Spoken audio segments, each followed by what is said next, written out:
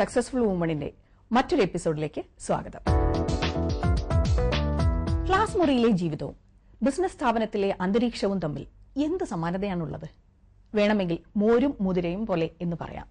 എന്നാൽ ക്ലാസ് മുറിയിൽ നിന്ന് ലഭിക്കുന്ന ജീവിത പാഠങ്ങൾ എന്തുകൊണ്ട് ബിസിനസ്സിൽ പ്രയോഗിച്ചുകൂടാ? അധ്യാപന ജീവിതത്തിൽ നിന്നും വിരമിച്ച് ഏഷ്യാറ്റിക് പ്രിന്റിംഗ് പ്രസിന്റെ സാരഥിയായപ്പോഴും ആനന്ദി രാമചന്ദ്രനിലെ അധ്യാപിക തുടർന്നും ജീവിക്കുകയായിരുന്നു. തന്റെ സ്ഥാപനത്തിലെ ജീവനക്കാർക്ക് അവർ അമ്മയും വഴികാട്ടിയുമാണ്. ഒരു അധ്യാപികയിൽ നിന്ന് ബിസിനസ് വുമണിലേക്കുള്ള ഈ മാറ്റത്തിന്റെ കഥയാണ് അലൈൻ ഡയറി സക്സസ്ഫുൾ വുമണിന്റെ ഇന്നത്തെ എപ്പിസോഡിൽ.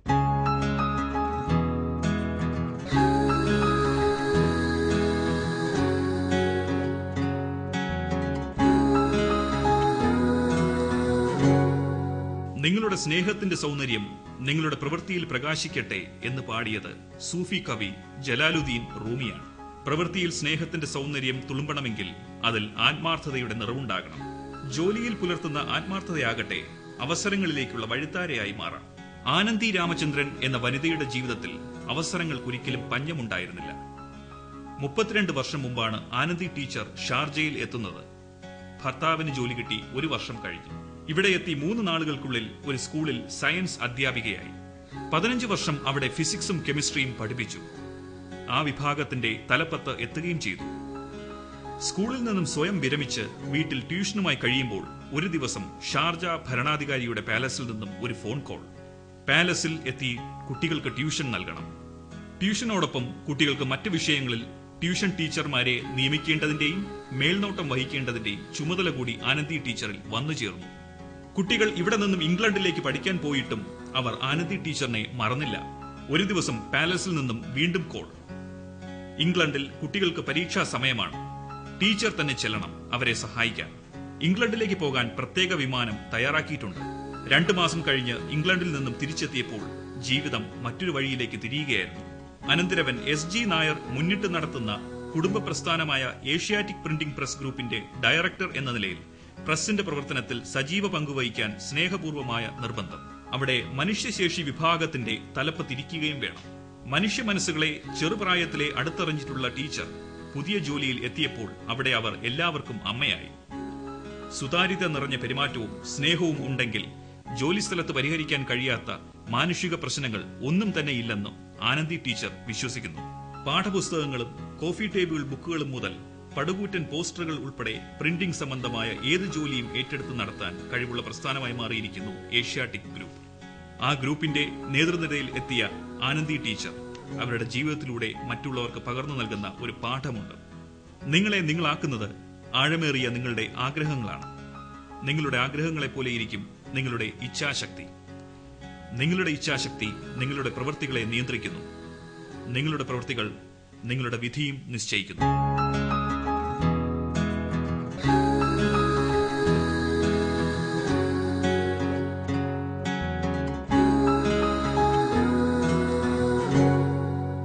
ചെറിയ യൂണിറ്റിൽ നിന്ന് തുടങ്ങി, ഒരു 3-4 എംപ്ലോയീസ് ഉള്ള ഒരു യൂണിറ്റിൽ നിന്ന് തുടങ്ങി 270 എംപ്ലോയീസ് വരെയുള്ള ഒരു ഗ്രൂപ്പിന്റെ, അതായത് ഏഷ്യാറ്റിക് ഗ്രൂപ്പ് ഓഫ് കമ്പനീസിന്റെ HR ഇൻചാർജ് എന്നുള്ള രീതിയിൽ മാമിന് എന്ത് തോന്നുന്നു? 15 വർഷം 20 വർഷം ടീച്ചിങ് കഴിഞ്ഞിട്ടാണ് ഇതിലേക്ക് വന്നത്. അപ്പോൾ ടീച്ചർ എന്ന നിലയിൽ എല്ലാവരും എന്നെ ഒരു ടീച്ചർ, അപ്പോൾ എനിക്ക് പറ്റിയതല്ല ബിസിനസ് എന്നുള്ള ഇതായിരുന്നു എല്ലാവരുടെയും. പിന്നെ പക്ഷെ ഞാൻ അവിടെ കയറിപ്പറ്റി. അവിടെ ആദ്യം മുതൽ തുടങ്ങിയത് ഞാൻ ബൈൻഡിങ് സെക്ഷനിൽ തുടങ്ങിയതാണ്. ഞാൻ ആദ്യം അവരുടെ കൂടെ ആയിരുന്നു. അവർ ചെയ്യുന്നതെല്ലാം നോക്കിക്കണ്ട് അങ്ങനെ ഒരു ഹ്യൂമൻ റിലേഷൻഷിപ്പ് എനിക്ക് ഉണ്ടാക്കാൻ കഴിഞ്ഞു. HR ഏറ്റെടുത്തതും അതുകൊണ്ട് തന്നെ. കാരണം ഞാൻ കൂടുതലും അവരുടെ ഫീലിങ്സും അവരുടെ പ്രശ്നങ്ങളും മനസ്സിലാക്കാനാണ് ഞാൻ കൂടുതലും ശ്രമിച്ചത്. മാത്രമല്ല ഒരു ബിസിനസ്സിൽ എപ്പോഴും എനിക്ക് തോന്നിയിട്ടുള്ളത് ഈ എംപ്ലോയീസിൻ്റെ ആ ഇൻവോൾവ്മെൻറ്റും സിൻസിയറിറ്റി ഇല്ലെങ്കിൽ വളരാനൊക്കത്തില്ല. അപ്പോൾ നമുക്ക് കുറേ ട്രാൻസ്പെറൻ്റ് ആവണം, നമ്മൾ കുറച്ചുകൂടി ഒരു ഹ്യൂമൻ ടച്ച് ഉണ്ടാക്കണം. അതിനൊക്കെയാണ് ഞാൻ ശ്രമിച്ചത്. അതിൽ ഞാൻ സക്സസ് ആയിരുന്നു. കാരണം അവിടെ എല്ലാവരും എന്നെ വിളിക്കുന്ന അമ്മ എന്നാണ്. അവരുടെ പ്രശ്നങ്ങൾ ഞാൻ കൂടുതലും എന്ത് പ്രശ്നങ്ങളുണ്ടായാലും അവർ എൻ്റെ അടുത്ത് വരും. എന്നാൽ കഴിയുന്ന രീതിയിൽ ഞാനത് സോൾവ് ചെയ്യും. മാത്രമല്ല പലപ്പോഴും നമ്മൾ ഈ ബിസിനസ്സിനെ പറ്റിയൊന്നും അവരോട് പറയരുത്, നമ്മുടെ പ്രശ്നങ്ങളൊന്നും പറയരുത്, നമ്മൾ ചിലതേ പറയാം. പക്ഷെ എനിക്ക് അങ്ങനെയില്ല, ഞാൻ എല്ലാം അവരോട് ഡിസ്കസ് ചെയ്യും. അതായിരിക്കാം ഒരു രീതിയിൽ എനിക്ക് ഇഷ്ടപ്പെട്ട ഒരു ഫീൽഡ് അതായിരുന്നു. ബിസിനസ് എനിക്ക് അത്ര വലിയ താല്പര്യമില്ലെങ്കിലും ഈ ഫീൽഡ് എനിക്ക് ഇഷ്ടമായിരുന്നു. ഇപ്പോൾ മറ്റുള്ള കൺട്രീസിനെ കമ്പയർ ചെയ്യുമ്പോൾ ഇവിടുത്തെ HR അത്രയും അങ്ങ് ഒരു ഡെവലപ്ഡ് ആയിട്ട് തോന്നുന്നില്ല. എന്നാൽ പോലും ഈ HR-ന്റെ സ്കോപ്പ് അന്നേ മനസ്സിലാക്കിയത് കൊണ്ടാണോ അതോ ഹ്യൂമൻ റിലേഷൻസിന് കൂടുതൽ വാല്യൂ കൊടുക്കുന്നതുകൊണ്ടാണോ മാം ഈ HR എന്നുള്ളത് എടുക്കാൻ കാരണം? ഒരു അധ്യാപിക എന്ന നിലയിൽ നമുക്ക് കൂടുതലും മനുഷ്യ മനസ്സുകൾ കൂടുതൽ അറിയാൻ കഴിയില്ല. അപ്പോൾ ആ ഒരു ഇതിലാണ് ഞാൻ കൊടുത്തത്. അല്ലാതെ HR ഞാനൊന്നും പഠിച്ചിട്ടില്ല. അപ്പോൾ എൻ്റെ ഈ HR-ന്റെ അവിടെ നോക്കുന്ന വേറെ HR ഓഫീസറുണ്ട്, ഒരു പെൺകുട്ടിയാണ്. അവരാണ് ഇതെല്ലാം ഡീൽ ചെയ്യുന്നത്, മറ്റു കാര്യങ്ങൾ. ഇപ്പം നമ്മൾ ISO ഒക്കെ ഉള്ളതുകൊണ്ട് തീർച്ചയായിട്ടും ഞങ്ങൾക്ക് അതിന് കുറച്ചുകൂടിയൊക്കെ ഡെവലപ്മെന്റ്സ് വേണം. കാരണം അവർക്ക് ട്രെയിനിങ് കൊടുക്കണം. അവർ കൂടുതലെല്ലാം കുറേ കൂടി ഇവിടുത്തെ ഇപ്പോഴത്തെ ലോ തന്നെ കുറേയേറെ ഇതായിട്ട് പണ്ടത്തെ പോലെ അല്ലല്ലോ. അപ്പം അതുകൊണ്ട് ഇപ്പോൾ HR കുറേ ഡെവലപ്ഡ് ആണ്. ഇപ്പോൾ HR-ന് ഇമ്പോർട്ടൻസ് കൊടുക്കുന്നുണ്ട് എല്ലാ കമ്പനികളും അങ്ങനെ കൊടുക്കുന്നുണ്ട്. അപ്പം ശരിക്കും ഇതിലേക്ക് അങ്ങ് ഇറങ്ങി ചെന്ന് കഴിഞ്ഞാൽ നമ്മൾ പേഴ്സണലി അതിലങ്ങ് ഭയങ്കരമായിട്ട് ഇൻവോൾവ് ആവുകയാണോ? മാത്രമല്ല, നമ്മളെപ്പോഴും ഇപ്പം എനിക്ക് നമ്മളൊരു സുതാര്യതയും ഒരു സ്നേഹവും ഉണ്ടെങ്കിൽ എല്ലാം നമുക്ക് മാറ്റിയെടുക്കാനാകും. എല്ലാം നമ്മുടെ വഴിക്ക് വരും. പക്ഷെ ആ ഒരു ട്രാൻസ്പെറൻസി വേണം. അതോടൊപ്പം തന്നെ നമ്മൾ ആത്മാർത്ഥമായിരിക്കണം നമ്മുടെ ഡീലിങ്സ്. എന്നാൽ അതൊരു ഷോ ആയിരിക്കരുത്. പക്ഷെ ആത്മാർത്ഥമാണെങ്കിൽ തീർച്ചയായിട്ടും മനസ്സിലാക്കാനും കഴിയും മറ്റുള്ളവർക്ക്. അപ്പോൾ ഈ ടീച്ചർ എന്നുള്ള നിലയിൽ വർക്ക് ചെയ്തത് ആ എക്സ്പീരിയൻസ് ഇവിടെ ഹെൽപ്ഫുൾ ആയി എന്നാണോ മാം പറയുന്നത്? തീർച്ചയായിട്ടും. ഏത് രീതിയിൽ? ഇപ്പോൾ ഒരു ടീച്ചർ എന്ന് പറഞ്ഞാൽ തന്നെ എന്താണ്, ഒരു അധ്യാപിക എന്ന് പറഞ്ഞാൽ തന്നെ എന്താണ്, മറ്റുള്ളവരെ പഠിപ്പിക്കുക അല്ലേ? അപ്പം തീർച്ചയായിട്ടും അത് മറ്റുള്ളവർ പഠിപ്പിക്കുകയും പലതും ഒരു ടീച്ചർ എന്ന് പറയുമ്പോൾ നമ്മൾ പലതും ഇങ്ങോട്ട് എടുക്കാനും തയ്യാറായിരിക്കും അല്ലേ? അപ്പം ഞാൻ പഠിക്കാനും പഠിപ്പിക്കാനും.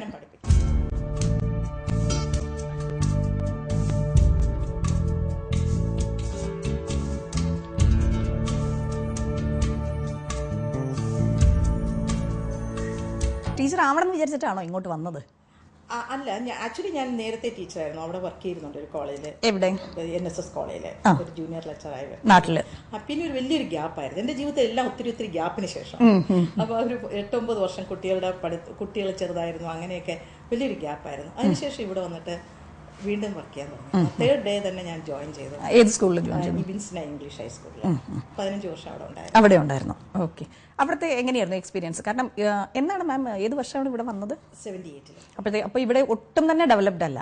അപ്പോൾ ആ സമയത്ത് എങ്ങനെയായിരുന്നു അവിടുത്തെ ടീച്ചിങ്ങും കുട്ടികളുടെ ആറ്റിറ്റ്യൂഡ്, ടീച്ചേഴ്സിനോടുള്ള ആറ്റിറ്റ്യൂഡൊക്കെ എങ്ങനെയായിരുന്നു? ആറ്റിറ്റ്യൂഡിൽ ഒരു നല്ല കുട്ടികളായിരുന്നു കേട്ടോ. എനിക്ക് അങ്ങനെ ഒരു ബാഡ് എക്സ്പീരിയൻസ് ഒരു കുട്ടിയൊന്നും ഉണ്ടായിട്ടില്ല. ആദ്യം വന്നപ്പോഴുണ്ടായിരുന്ന ഒരു വെച്ചാൽ ഒരു കുട്ടിയായിരുന്നു എന്നെ കാരണം ആദ്യം 7th വരെ ഉണ്ടായിരുന്നുള്ളൂ. പിന്നെ O ലെവലിലെ ഏതോ എഡ്യൂക്കേഷൻ ഡിപ്പാർട്ട്മെന്റിൽ ഒരു പയ്യൻ, അവരുടെ മകനായിരുന്നു അവിടെ ഉണ്ടായി. ഒരേ ഒരു കുട്ടി, വലിയൊരു അറബി. എനിക്ക് ഭയങ്കര പേടിയായിരുന്നു. ഞാൻ എന്താ വെച്ചാൽ ഈ ഡോറ് കുറച്ച് തുറന്നിട്ടേക്ക് ഇവൻ എന്തെങ്കിലും ചെയ്യാൻ ഓടാൻ വേണ്ടി. സത്യം അത്ര പേടിയായിരുന്നു. വന്നപ്പോൾ തന്നെ ഇവനിങ്ങനെ പെണ്ണെടുത്തിട്ട് താഴെ ഒരു കുത്തി അതങ്ങ് ഓടിച്ചു തീർന്നു. ഞാൻ നെക്സ്റ്റ് എൻ്റെ കൊങ്ങയൊക്കെ എടുത്തിരുന്നു. പക്ഷേ ഈ വാസ് സോ നൈസ്. നല്ല കുട്ടിയായിരുന്നു. അവനെയാണ് എനിക്ക് ആദ്യം പഠിപ്പിക്കാനുണ്ടായിരുന്നത്. അതുകൊണ്ട് എനിക്ക് വളരെ ഉപകാരം പറ്റി. എൻ്റെ 5 പീരീഡ് അവനോടൊപ്പമാണ്. കെമിസ്ട്രിയും ഫിസിക്സും മാത്സും ഞാൻ പഠിപ്പിക്കും.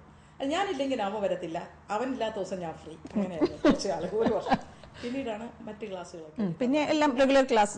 പിന്നെ അങ്ങനെ വന്ന് ആക്ച്വലി O ലെവലിൽ ആ ഒരു കുട്ടി മാത്രമായിരുന്നു. പക്ഷേ 7th എനിക്ക് പിന്നെ ഹയർ ക്ലാസ് അത് എടുക്കുമായിരുന്നു. പിന്നെ അത് ഞാൻ സ്കൂള് 12th വരെ അവരെ സ്റ്റാൻഡേർഡ് വരെ ഉണ്ടായിരുന്നു. അങ്ങനെ പഠിച്ചു. സാധാരണ ടീച്ചേഴ്സിന് കിട്ടാത്ത എന്തെങ്കിലും പ്രിവിലേജ് മാമിന് കിട്ടിയതായിട്ട് തോന്നുന്നുണ്ടോ? ഉണ്ട്. കാരണം ഒരുപക്ഷെ എനിക്ക് അറിയിക്കാത്ത ഒരുപാട് പ്രിവിലേജസ് എനിക്ക് കിട്ടിയിട്ടുണ്ട്. ഞാനാണെങ്കിൽ BSc ആണ്. എൻ്റെ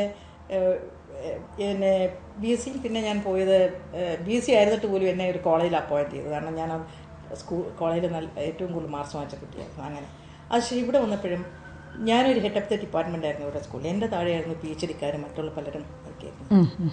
ഇത് മാത്രമല്ല, ഞാൻ ഇവിടുന്ന് റിസൈൻ ചെയ്യേണ്ടി വന്ന എൻ്റെ പേഴ്സണലായിട്ട് എൻ്റെ കുട്ടികൾ ആ സമയത്ത് ബോർഡിങ്ങിലും ഹോസ്റ്റലിലും ഒക്കെ ആയിരുന്നു. ചില പ്രോബ്ലംസ് ഉണ്ടായിരുന്നു. റിസൈൻ ചെയ്ത് പോകാൻ തയ്യാറായി. അപ്പോഴാണ് ഞാൻ പാലസിലേക്ക് എന്നെ വിളിച്ചത്. ഞാനിവിടെ ഏറ്റവും വലിയ ഹയർ എന്താ പറയുന്ന ഒത്തിരി ഇതുള്ള ഒരു എഡ്യൂക്കേഷനിസ്റ്റ് ഒന്നും അല്ല. പക്ഷെ അവരെന്ന് വിളിക്കുകയും അവരുടെ കുട്ടികളെ പഠിപ്പിക്കാൻ നിർബന്ധിക്കുകയും ചെയ്തു. അങ്ങനെ അവരുടെ കുട്ടികളെ പഠിപ്പിക്കുകയായിരുന്നു 5 വർഷം. അവർക്ക് വേണ്ടി മറ്റ് ടീച്ചേഴ്സിനെ അപ്പോയിൻറ്റ് ചെയ്യാം. സ്കൂളിൽ നിന്ന് റിസൈൻ ചെയ്തതിന് ശേഷം അവർക്ക് വേണ്ടി വേറെ ടീച്ചേഴ്സിനെ, മറ്റ് സബ്ജക്റ്റിന് ടീച്ചേഴ്സിനെ അപ്പോയിൻറ്റ് ചെയ്തു. 5 വർഷം അവരുടെ കൂടെയായിരുന്നു. അത് മാത്രമല്ല, അവർ ലണ്ടനിൽ അവരുടെ ഒരു മകൻ പഠിക്കുന്നുണ്ടായിരുന്നു. അവനെ പഠിപ്പിക്കാനായിട്ട് ഇവിടെ തന്നെ ചാർട്ടേഡ് ഫ്ലൈറ്റിലൊക്കെ കൊണ്ടുപോകുമായിരുന്നു. അപ്പോൾ എനിക്ക് തോന്നാറുണ്ട് ഞാൻ ഡിസർവ് ചെയ്യാത്ത പലതും എനിക്ക് കിട്ടിയിട്ടുണ്ടെന്ന്. അല്ല, അതൊരു ടീച്ചറുടെ സിംപ്ലിസിറ്റി കാരണം തോന്നുന്നതാണ്. പക്ഷെ അതൊക്കെ ഒരു ജീവിതത്തിലെ ഒരു ഭാഗ്യമാണല്ലേ. ഇവിടെ വന്നിട്ട് ഇവിടുത്തെ ഒരു റോയൽ ഫാമിലിയായിട്ട് ഒരു കണക്ഷൻ വരിക. എന്നിട്ട് അവർ പറയുകയും ചെയ്തു, അവരുടെ കുട്ടികളെ പഠിപ്പിച്ചിരുന്നത് ബ്രിട്ടീഷുകാരൊക്കെ ആയിരുന്നു. അവരെക്കാളും നന്നായിട്ട് ഞാൻ പഠിപ്പിച്ചു. അവർക്ക് നല്ല ഗ്രേഡ്സ് ഒക്കെ വാങ്ങിച്ചു കൊടുത്തു. അപ്പോൾ ഇപ്പോഴും പറയുക.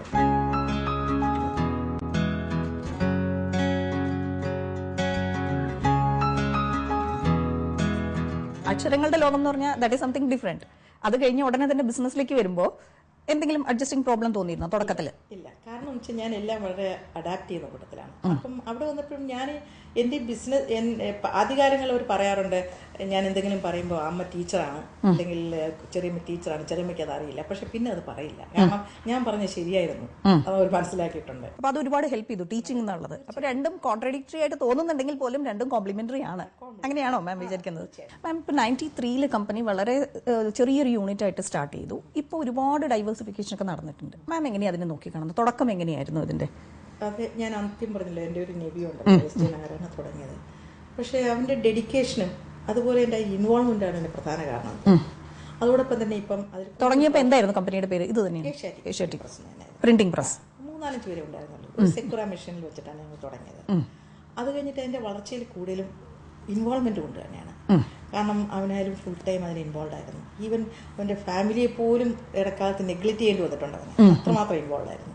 പിന്നെ അത് കഴിഞ്ഞ ശേഷം പിന്നെ എൻ്റെ ഹസ്ബൻഡ്, എൻ്റെ കുട്ടികൾ, അവരും തന്നെ അതെല്ലാവരും അവർ വളരെ ഇൻവോൾവ് ആയിരുന്നു. മാത്രമല്ല അവിടെയുള്ള വർക്കേഴ്സ് ആയാലും ഞങ്ങൾ അവരെ കൺസിഡർ ചെയ്യുന്നത് ഞങ്ങളൊരു ഫാമിലി മെമ്പേഴ്സിനെ പോലെയാണ്. ഞങ്ങൾ സാധാരണ പറയാം ഏഷ്യാറ്റിക് ഫാമിലി എന്നാ പറയാറുള്ളത്, ഏഷ്യാറ്റിക് കമ്പനി എന്നല്ല പറയാം. ഇപ്പൊ ഏഷ്യാറ്റിക് പ്രിന്റിംഗ് പ്രസിന്റെ അടുത്ത സ്റ്റെപ്പ് എന്തായിരുന്നു? അത് കഴിഞ്ഞിട്ടാണ് ഞങ്ങൾ പിന്നെ ചെറിയ ഡൈവേഴ്സിഫിക്കേഷൻ ഒക്കെ ഉണ്ടായി. പിന്നെ ഒരു ചെറിയ ബിലോ ലൈൻ ആക്ടിവിറ്റീസ് തുടങ്ങി. പിന്നെ അതുപോലെ തന്നെ ട്രേഡിംഗ് തുടങ്ങി. പിന്നെ ഇപ്പൊ പ്രിന്റ് സിറ്റിയിലും മറ്റു ഒരു പ്രസ് തുടങ്ങി. അങ്ങനെ അതാണോ ലേറ്റസ്റ്റ് ഡെവലപ്മെന്റ് കമ്പനിയുടെ?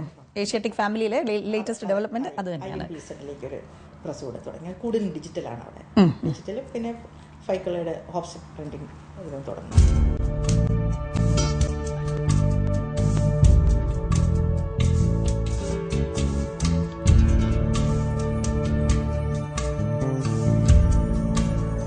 നമ്മുടെ നാട്ടിലെ ഈ പ്രിന്റിങ്ങിന്റെ ക്വാളിറ്റിയും ഇവിടുത്തെ ക്വാളിറ്റിയും തമ്മിൽ എങ്ങനെയാണ് മാം എങ്ങനെയാണ് അതിനെ കമ്പയർ ചെയ്യുന്നത്? ക്വാളിറ്റി മാത്രമല്ല, ക്വാളിറ്റി ഈസ് റിയലി ഇവിടുത്തെ ക്വാളിറ്റി നല്ലതാണ്. മാത്രമല്ല അവിടെ ക്വസ്റ്റ്യൻ പേപ്പർ പോലെ തെറ്റ് വരാറുണ്ടല്ലോ. ഇവിടെ ഒരു ചെറിയ തെറ്റ് മതി കംപ്ലീറ്റ് റിജക്ട് ചെയ്യും അവരെ. കളർ വേരിയേഷൻ, റിജക്ഷൻ, ഇതിനൊക്കെ ഉപരി അവർക്ക് ഇന്ന് തന്നിട്ട് അവർക്ക് ഇന്നലെ വേണം. അങ്ങനെയാണ് ഇവിടുത്തെ രീതി. വളരെ വളരെ എല്ലാം വളരെ എന്താ പറയാ, ഭയങ്കര പ്രഷറാണ്.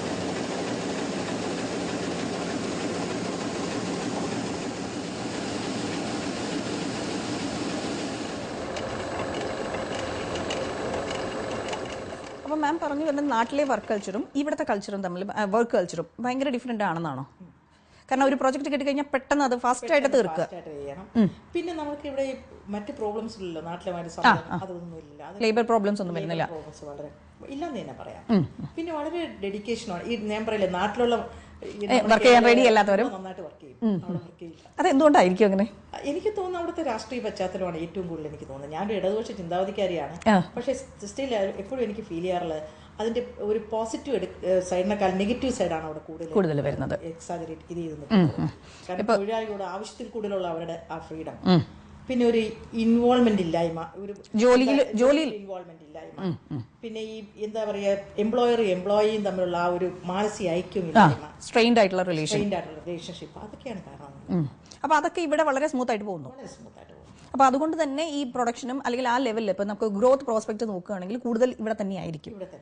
നമുക്ക് കൂടുതൽ എന്താ പറയാ പ്രശ്നങ്ങളൊന്നും ഇല്ലാതെ വളരെ സ്മൂത്ത് ആയിട്ടുള്ള ജേർണി, വളരെ സ്മൂത്ത് ആയിരിക്കും. സാധനം കൂടെ നാളെ കൊടുക്കാൻ പറ്റും, കാരണം അന്ന് സമരം ഉണ്ടാവില്ല ഇടയ്ക്ക്. പിന്നെ പ്രസ്സിൽ ഏതൊക്കെ തരത്തിലുള്ള വർക്കുകളാണ് എടുക്കാറുള്ളത്? എല്ലാം ഉണ്ട്. എല്ലാം ഉണ്ടെന്ന് വെച്ചാൽ മാഗസീൻസ് ഉണ്ട്, പിന്നെ offset printing, everything is there. Commercial printing complete ഉണ്ട്. പിന്നെ ഞങ്ങളുടെ വലിയ ഒരുപാട് കോപ്പറേറ്റീവ് ക്ലയൻസ് ഉണ്ട് ഞങ്ങൾക്ക്. അപ്പം അവരുടെയൊക്കെ even now it is not affected much. ഞങ്ങളുടെ ആ റിസപ്ഷൻ ഞങ്ങളൊന്നും വലുതായിട്ട് അഫക്റ്റ് ചെയ്തിട്ടില്ലാത്തത് കൊണ്ടാണ് അങ്ങനെ കുഴപ്പമില്ലാതെ പോകുന്നുണ്ട്. അല്ല, അക്ഷരങ്ങൾ എന്ന് പറഞ്ഞാൽ അങ്ങനെ ഒരിക്കലും നശിക്കാത്തതെന്നാണല്ലോ. അതെ, അതിൽ ക്വാളിറ്റി പ്രിന്റിംഗ് ആണ് ഞങ്ങളുടെ. വളരെ ക്വാളിറ്റിയെ പറ്റി വളരെയേറെ ഞങ്ങൾ ശ്രദ്ധിക്കുന്നുണ്ട്. വർക്ക് കൾച്ചർ തന്നെ ഡിഫറെന്റ് ആണെന്ന് പറഞ്ഞല്ലോ. അതുപോലെ തന്നെ ഇവിടെ പല നാഷണാലിറ്റീസ് ആണല്ലോ ഉള്ളത്. അപ്പൊ അവരുടെയൊക്കെ കൂടെ വർക്ക് ചെയ്യുമ്പോൾ മാമിന് എന്താണ് കിട്ടുന്നത്? ഒരു പല നാഷണാലിറ്റീസ് ഉണ്ട്, അവരുടെ വർക്ക് കൾച്ചർ ഡിഫറെന്റ് ആണ്. അങ്ങനെ വരുമ്പോൾ ഇവിടെ ശ്രീലങ്കൻസ് ഉണ്ട്, നേപ്പാളീസ് ഉണ്ട്, അതുപോലെ തന്നെ ഫിലിപ്പീനീസ് ഉണ്ട്, പിന്നെ നമ്മുടെ കേരളീസ്. അല്ല, ഇന്ത്യയിൽ നിന്ന് തന്നെ പല സ്റ്റേറ്റ്സിൽ നിന്നുള്ള എല്ലാവരും തന്നെയുണ്ട്. അങ്ങനെയുണ്ട്. പക്ഷെ അവരുടെ ലൈഫ് സ്റ്റൈലൊക്കെ ചിലർക്കൊക്കെ ഞാൻ പറഞ്ഞല്ലേ, ഈ നേപ്പാളീസ് ആണെങ്കിൽ കുറച്ചൊരു ലേസി ടൈപ്പാണ്. പിന്നെ അതേ സമയത്ത് മറ്റേ ഈ ഫിലിപ്പീൻസ് കുറച്ച് ഫൺ ലവിങ് ആൾക്കാരാണ്. പക്ഷേ ഇതൊക്കെയാണെങ്കിൽ അവർ ഞങ്ങളുടെ അക്കോമഡേഷൻ പ്രൊവൈഡ് ചെയ്തിട്ടുണ്ട്. അവിടെ അവരുടെ താമസം വലിയ പ്രശ്നങ്ങളൊന്നും അവരൊന്നും ഉണ്ടാക്കാറില്ല. They are all good. അല്ല, അവരുടെ ഭാഗത്ത് നിന്ന് നമുക്കൊരു ഡെഡിക്കേഷൻ തന്നെ പ്രതീക്ഷിക്കാം അല്ലേ? ഇപ്പൊ മാം നേരത്തെ പറഞ്ഞല്ലോ, ഇപ്പൊ മലയാളികൾ പലപ്പോഴും നാട്ടിൽ ഈ രാഷ്ട്രീയം തന്നെയാണ് പലപ്പോഴും പ്രശ്നം ഒരു വില്ലനായിട്ട് വരുന്നത്. അപ്പൊ ആ ഒരു അറ്റ്മോസ്ഫിയറിൽ നിന്ന് ഇങ്ങോട്ട് വരുമ്പോൾ ഇപ്പൊ നമ്മൾ അറബി കഥയിലൊക്കെ കാണിച്ചിരുന്നല്ലോ, ശരിക്കും നമ്മളെ നമുക്ക് നല്ലൊരു അവയർനെസ് വരുന്ന ഒരു മൂവിയായിരുന്നു. അപ്പൊ അവരെ ഇങ്ങോട്ട് വരുമ്പോൾ അവർക്ക് എങ്ങനെ എന്തെങ്കിലും അഡ്ജസ്റ്റിംഗ് പ്രോബ്ലം? കാരണം അവരിവിടെ വരുന്നത് വളരെ ഡിഫറെന്റ് പീപ്പിൾ ആണ്, വളരെ ഡെഡിക്കേറ്റഡ് ആണ് വർക്കിലും എല്ലാം തന്നെ. മറ്റ് ആൾക്കാരെക്കാളും വളരെ മറ്റ് നാഷണാലിറ്റീസിനെക്കാളും വളരെയേറെ നന്നായിട്ട് വർക്ക് ചെയ്യുന്നുണ്ട്. പിന്നെ കുറച്ചുകൂടെ അവരെ വർക്ക് ഇതിൽ തന്നെയാണ്, കുറച്ചുകൂടെ ഇന്റലിജന്റ് ആണ് അവര് എന്ന് തോന്നാറുണ്ട്. പഠിക്കാനും പെട്ടെന്ന് മെഷീൻസ് ഒക്കെ പഠിക്കാനും ചിലപ്പോൾ അവർ വരുന്ന ഒന്നും ഒരു അറിവില്ലായിരിക്കും, വന്നിട്ട് പഠിപ്പിച്ചെടുക്കാനൊക്കെ എളുപ്പമാണ്. അപ്പൊ എങ്ങനെയാണ് ഇവരുടെ ഈ ഇൻഡക്ഷൻ പ്രോസസ്? ഇപ്പൊ ഓരോരുത്തരെ അപ്പോയിന്റ് ചെയ്ത് കഴിഞ്ഞാൽ അല്ല, അപ്പോയിന്റ്മെന്റും എല്ലാം മാം തന്നെയല്ലേ നോക്കുന്നത്? അതോ അല്ല, അപ്പോയിന്റ്മെന്റ് ഞങ്ങൾ ഡിസ്കസ് ചെയ്യും. ഞങ്ങൾ 3 ഡയറക്ടേഴ്സാണ്, എൻ്റെ ഹസ്ബൻഡ്, നെവ്യൂ, ഞാൻ. അപ്പം ഞങ്ങൾ തീരുമാനിച്ചിട്ടാണ്. ഓക്കെ. അപ്പോൾ ആ ഇൻഡക്ഷൻ പ്രോസസ് അവർക്ക് ട്രെയിനിങ്ങോ അങ്ങനെ വല്ലതൊക്കെ കൊടുക്കുന്നുണ്ടോ? ഉണ്ട്. അതിന് ആദ്യം തന്നെ വന്നു കഴിയുമ്പോൾ തന്നെ അവർക്ക് ഇപ്പോഴും ഞാൻ പറഞ്ഞില്ലേ ISOയും അതിൻ്റെ അടുത്ത ലെവലും ഒക്കെ ഇത് ചെയ്തുകൊണ്ട് അതിനെല്ലാം ട്രെയിനിങ് കൊടുക്കുന്നുണ്ട് അവർക്ക്. പിന്നെ ടെസ്റ്റ് അതിന് കഴിഞ്ഞിട്ട് ശേഷം എല്ലാ മാസവും ഒരു പീരിയോഡിക് ടൈമിൽ അവർക്ക് ഒരു റിവിഷൻ ഇതൊക്കെ കൊടുക്കുന്നുണ്ട്. അതിൻ്റെ ഒരു അപ്പോൾ ശരിക്കും പറയാൻ ഒരു കണ്ടിന്യൂസ് ഇവാലുവേഷൻ പ്രോസസ്സാണ് അവിടെ നടക്കുന്നത്. അവിടെ വളരാനുള്ള ചാൻസും കൊടുക്കുന്നുണ്ട്. ഒന്നിൽ നിന്ന് മറ്റൊരു മെഷീനിൽ പഠിച്ചു കഴിഞ്ഞാൽ അതിലേക്ക് വന്നു കഴിഞ്ഞാൽ അവർക്ക് അതനുസരിച്ച് ശമ്പളം കൂടില്ല. പിന്നെ പെർഫോമൻസ് അനുസരിച്ചാണ് ഞങ്ങൾ ഇൻക്രിമെന്റ് കൊടുക്കുന്നത് തന്നെ. ശരിക്കും പറഞ്ഞാൽ ഒരു MNC കൾച്ചർ തന്നെ ഫോളോ ചെയ്യാൻ ശ്രമിക്കുന്നുണ്ട്. അതൊക്കെ റെക്കോർഡ് ചെയ്യാറുണ്ട്. അവരുടെ ഓരോ ഇതും അവരുടെ പെർഫോമൻസും എല്ലാം തന്നെ നമ്മൾ റെക്കോർഡ് ചെയ്ത് വെക്കുന്നുണ്ട്. അപ്പോൾ ഇതൊക്കെ വരുമ്പോൾ ശരിക്കും പറഞ്ഞാൽ മാഡത്തിൻ്റെ ഒരു എന്താ പറയുക മെജോറിറ്റി ടൈം ഇതെല്ലാം അപഹരിച്ചു കൊണ്ടുപോകുന്നുണ്ട്. അപ്പോൾ ഈ ഫാമിലി കമ്മിറ്റ്മെന്റ്സ് എസ്പെഷ്യലി കുട്ടികൾ ചെറുതായിരുന്ന സമയത്ത് എങ്ങനെയായിരുന്നു ഈ ഫാമിലിയും ജോലിയും? അന്ന് ടീച്ചറായിരുന്നു, പക്ഷെ എന്നിരുന്നാൽ പോലും എല്ലാ കാര്യങ്ങളും എങ്ങനെ ബാലൻസ് ചെയ്ത് കൊണ്ടുപോകുന്നു? അതിൽ ഒന്നുണ്ടായിരുന്നത്, ഇവിടെ നല്ല സ്കൂളുണ്ടായിരുന്ന ഇല്ലായിരുന്ന കാരണം അവർ ഊട്ടിയിലായിരുന്നു. അതുകൊണ്ട് പിന്നെ അവരുടെ പഠിത്തം അങ്ങനെ പലപ്പോഴും എല്ലാവരും പറയാറുണ്ട് കുട്ടികളിങ്ങനെ മാറി നിന്ന് കഴിഞ്ഞാൽ നമ്മളോടുള്ള അറ്റാച്ച്മെന്റ്. പക്ഷെ ഞാൻ എപ്പോഴും കുട്ടികളുടെ നന്മയെ നോക്കിയിട്ടുള്ളൂ, എന്നോടുള്ള അറ്റാച്ച്മെന്റിനേക്കാളും. പക്ഷെ അവർക്ക് അറ്റാച്ച്മെന്റ് ഒരു കുറവുമില്ല. അവരിപ്പോഴാണ് ഞങ്ങൾ ഒന്നിച്ചൊക്കെ ജീവിക്കുന്നത്. ഇവിടെ വന്ന ശേഷം അവരെല്ലാം ഇവിടെ വന്നു, അവരുടെ ജോലിയായി. രണ്ടുപേരും എൻ്റെ കമ്പനിയിലാണ്. ഒരാൾ മാത്രമേ വെളിയിൽ പോയിട്ടുള്ളൂ. അങ്ങനെ 3 കുട്ടികൾ, 3 ആൺകുട്ടികൾ. അപ്പൊ 2 പേര് കൂടെ നിൽക്കുന്നു. അയാൾ അമേരിക്കയിലെ മെക്കൻസിയൻ കമ്പനിയിൽ. അടുത്ത സ്റ്റെപ്പ് എങ്ങോട്ടൊക്കെയായിരിക്കും? ഇപ്പോൾ നമുക്കൊരു സോഷ്യൽ കമ്മിറ്റ്മെന്റ് ഉണ്ടല്ലോ, എന്താണെങ്കിലും നമ്മൾ മലയാളികളാണ്, നമ്മളുടെ നാടിനോടൊരു കമ്മിറ്റ്മെന്റ്. അങ്ങനെ ഒരു രീതിയിൽ മാമിന്റെ ഐഡിയ എന്താണ്? ഇനിയിപ്പോൾ നാട്ടിലേക്ക് എന്തെങ്കിലുമൊക്കെ ചെയ്യണം, നാട്ടിലേക്ക് ഒരു ഹോസ്പിറ്റാലിറ്റിയോ അല്ലെങ്കിൽ ഒരു സ്കൂളോ, ഒരു സ്കൂളാണ് ഇപ്പം മനസ്സിലൊരു ഉള്ളത്. സ്കൂൾ അപ്പം തീർച്ചയായിട്ടും മാമിന്റെ എക്സ്പീരിയൻസ് അതിലേക്ക് യൂട്ടിലൈസ് ചെയ്യുക അല്ല, ഇന്റർനാഷണൽ സ്റ്റാൻഡേർഡിൽ തന്നെയുള്ള സ്റ്റാൻഡേർഡും അതോടൊപ്പം തന്നെ ഒരു സിമ്പിൾ ഇതായിട്ടുള്ളത്. ഇന്റർനാഷണൽ എന്ന് വെച്ചാൽ പോഷ് ടൈപ്പ് അല്ല, അല്ലാത്ത രീതിയിൽ ഒരു ഗുരുകുലം രീതിയിൽ ഒരു സ്കൂൾ തുടങ്ങണം. അതിനെ കുറിച്ചിട്ടൊന്ന് ഇലാബറേറ്റ് ചെയ്യാമോ? ഗുരുകുലം എന്ന് വെച്ചാൽ ഞാൻ നേരത്തെ ഞാൻ പറഞ്ഞ ഋഷിവാലി എന്ന് പറഞ്ഞ സ്കൂളുണ്ടല്ലോ, അതിന്റെ ആ ഒരു രീതിയിൽ. കാരണം കുട്ടികളെ കൂടുതൽ അറിയാം. എവിടെയാണ് ഈ ഋഷിവാലി സ്കൂൾ? മദനപ്പള്ളി എന്ന് പറയുന്നത് ആന്ധ്രയിലെ. അപ്പം അവിടെ ഞാൻ എൻ്റെ ഗ്രാൻഡ് ഡോട്ടർ അവിടെ ആണ് ആക്കിയിരിക്കുന്നത്. എനിക്ക് വളരെ ഇഷ്ടപ്പെട്ട ഒരു അറ്റ്മോസ്ഫിയറും അവരുടെ ടീച്ചേഴ്സിൻ്റെ അപ്രോച്ചും ഒക്കെ എനിക്ക് വളരെ ഇഷ്ടമാണ്. കാരണം ഒരു പ്രത്യേക റിലീജിയസ് ഇതില്ല. ഒരിക്കലും എന്തെങ്കിലും ക്രിസ്ത്യൻ ഇതാണ്, നമ്മളൊരു ക്രിസ്ത്യൻ സ്കൂളിൽ പോയാൽ അതായിരിക്കും, ഹിന്ദു സ്കൂളിൽ പോയാൽ അവിടെ അതൊന്നും ഇല്ല കേട്ടോ. ഇവിടെ വെച്ചാൽ നമ്മുടെ കൂടുതലും നമ്മുടെ മനസ്സിലേക്ക് തന്നെ പോവുക, അവിടെ തന്നെ എല്ലാം ഉണ്ടെന്നുള്ളതിൽ ആ ഒരു ഹ്യൂമൻ ഇതിന് വളരെയേറെ എന്താ പറയുക, ഒരു വാല്യൂ ബേസ്ഡ് എഡ്യൂക്കേഷൻ അത്രയും സ്കൂൾ തുടങ്ങുന്നുണ്ട്. അപ്പം മാം എല്ലാ തരത്തിലും ഒരു ബിസിനസ് ലേഡി എന്നുള്ള രീതിയിലും എഴുത്തുകാരി എന്നുള്ള നിലയിലും എല്ലാ തരത്തിലും ജീവിതത്തിൽ ഇനിയും സൗഭാഗ്യങ്ങൾ ഉണ്ടാവട്ടെ. മാം ആദ്യം പറഞ്ഞ പോലെ പ്രിവിലേജ്ഡ് ആണെന്ന് തോന്നിയല്ലോ, എന്നും അങ്ങനെ തന്നെ ഉണ്ടായിരിക്കട്ടെ എന്ന് അമൃത TVക്ക് വേണ്ടി, പ്രേക്ഷകർക്ക് വേണ്ടി ഞാൻ ആശംസിക്കുന്നു.